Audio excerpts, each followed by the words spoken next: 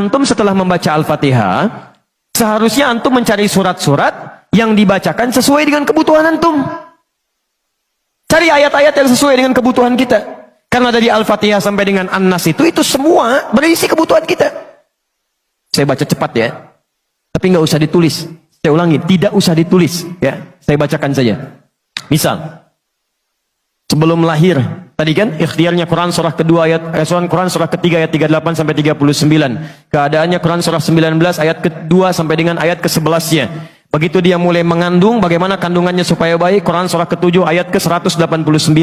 Begitu dilahirkan, bagaimana supaya ASI-nya mengalir lancar, anaknya tumbuh menjadi anak yang saleh, Quran surah kedua ayat 233. Begitu usia 2 tahun ke atas, dia mulai belajar bagaimana supaya dekat dengan Allah, baik dengan orang tuanya, baik dengan tetangganya, Quran surah ke-31 ayat 13 sampai dengan ayat 19-nya. Kemudian dia mulai belajar supaya cepat menangkap pelajarannya, Quran surah 9 ayat 122. Supaya meningkat prestasinya, Quran surah 58 ayat yang ke-11. Kemudian dia mulai meningkat lagi pendidikannya, mulai mendapatkan teman-teman bergaul, bagaimana supaya tidak bisa merubah keadaannya, supaya lebih dekat dengan Allah, tidak terjebak dalam pergaulan bebas, Quran surah ke-49 ayat ke-13-nya. Ada yang serius datang mau melamar, bagaimana menyikapinya, Quran surah ke-4 ayat yang ke-4. Terjadi pernikahan, Quran surah 30 ayat ke-21.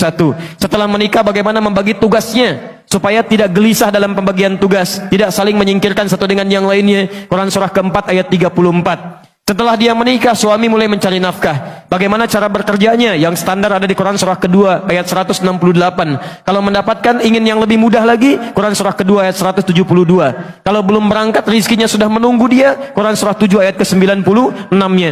Kemudian dalam bekerja ini tidak mudah. Istri harus merawat anaknya, merawat rumah tangga. Kadang-kadang anaknya sulit diatur, mengatakan pada perintah ibunya, mengatasinya Quran surah ke-17 ayat ke-23. Itu dua-duanya sama-sama capek. Jangan dikira yang pergi ke kantor saja. Ibu pun merawat anak juga kadang-kadang ada rasa lelah. Bagaimana mengatasinya? Kalau lelah-lelah sedikit, itu ada di Quran surah ke-26 ayat ke-80.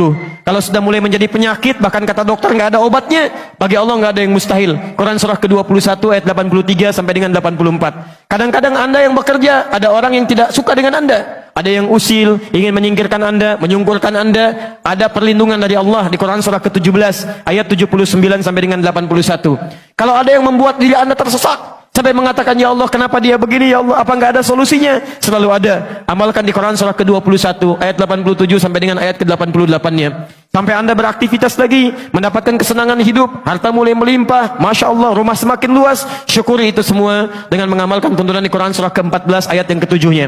Tapi ketika datang ujian, tingkat ujian bisa macam-macam. Ada yang ringan, yang menengah, kemudian yang kuat. Pelajari itu supaya